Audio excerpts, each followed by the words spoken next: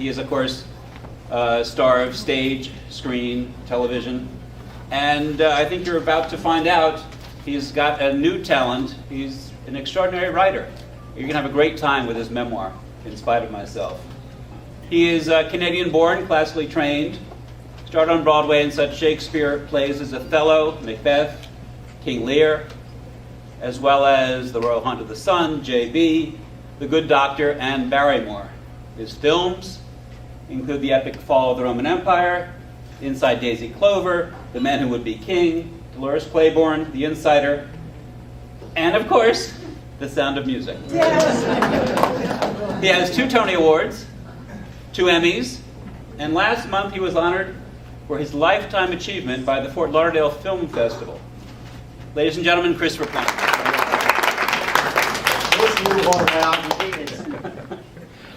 Chris, I think it's very telling what a person chooses as the first line of his autobiography. Yours begins, quote, "I was brought up by an Airedale." So let's begin there.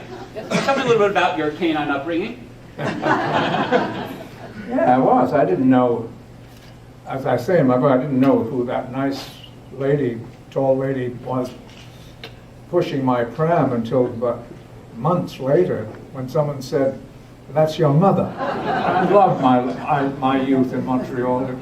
Montreal back then was a very exciting city because it had cabaret. It had the same amount of attention on the cabaret field as Las Vegas and New York and Chicago. And Montreal was huge because it, being French as well, it got everybody from France and everybody from Europe coming over, all the top nightclub people. So I watched,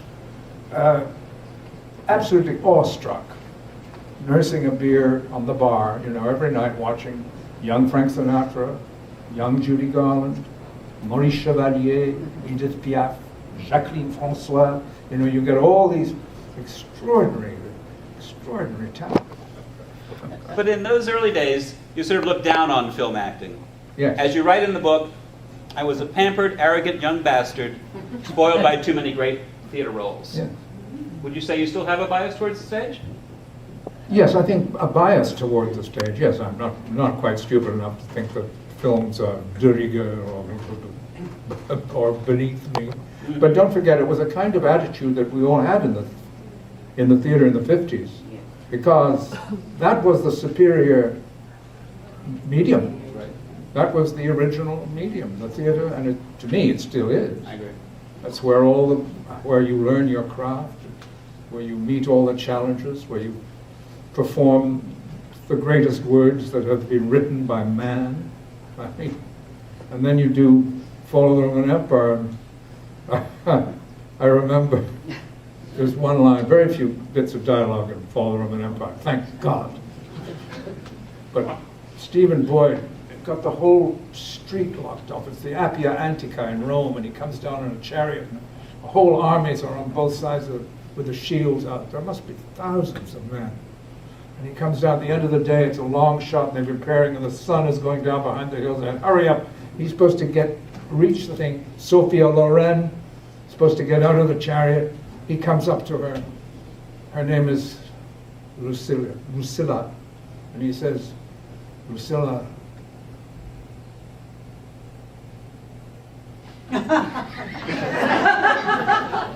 So they said, cut. They had to do it the next day. So the next day they set it up again. And he was so nervous, poor Stephen. Instead of saying, "Lucius has returned to Rome," he got off his horse, walked up to her, with full confidence said, "Lucius is back in town."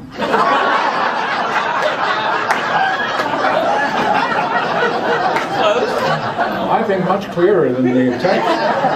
Much clearer. I remember interviewing you down here when you came to Palm Beach to do the play Barrymore, and you were your charming self until I brought up a movie, The Sound of Music. Yeah. And you nearly bit my head off. Oh, I did? Yes. And you're going to dare to bring it up again? Exactly. Now, I understand that you've had sort of a love-hate relationship with this movie. which you refer in the book as S&M. Yes, I call it S&M. My favorite nickname you had for it once was the sound of mucus.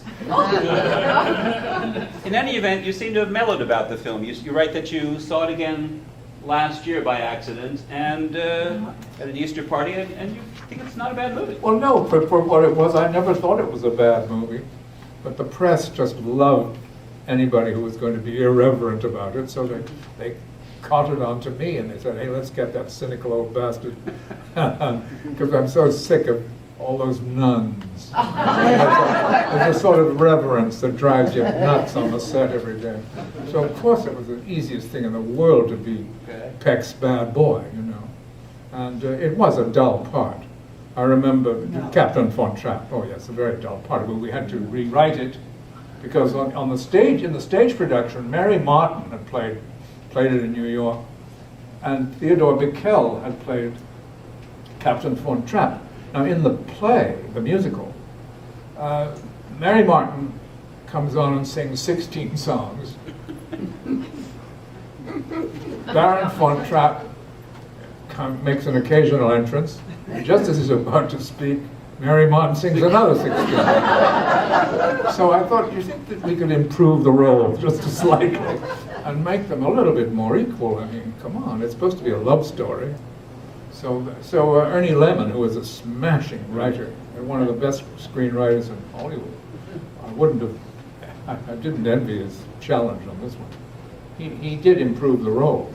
But somebody told me one day, he said, you know, if you go up in the fields above Salzburg, you will meet Hans, who is the nephew of Captain Von Trapp.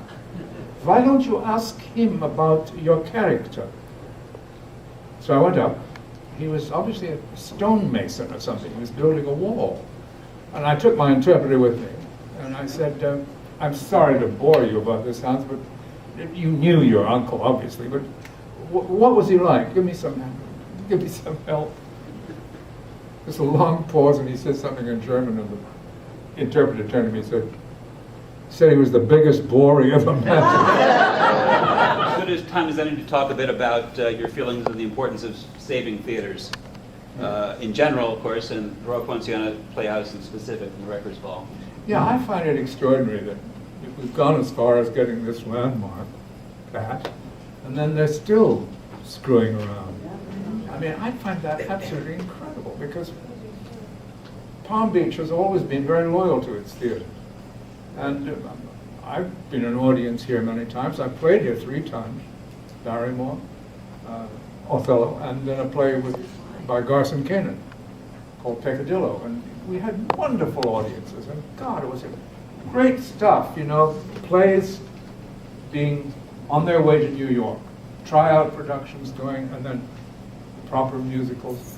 And it's an ideal little theater, and to have this happen is, and all the generosity and the money that's been poured into trying to save it seems to go for naught. Because every little community does need a theater. It really does. Because the theater tells you who you are, you know, and what you can achieve. And that's the purpose of a playhouse. When the writing can inspire you and lift you to a sublime moment. And it's also a hell of a place to meet and show off. And it's such a shame. I just hope that we can save it. Because I remember it with great nostalgia and great affection. I mean, from a performer's point of view, a theater of that scale must be an extraordinary place to work. Yeah, that's the idea. Somebody was saying, oh, it's much too small. It should be 1,500 seats. And I couldn't believe that. It's 850, isn't it, something like that? Which is a perfect size. You can do musicals and you can do intimate drama. And there you are. You've got it. There's no need to change anything.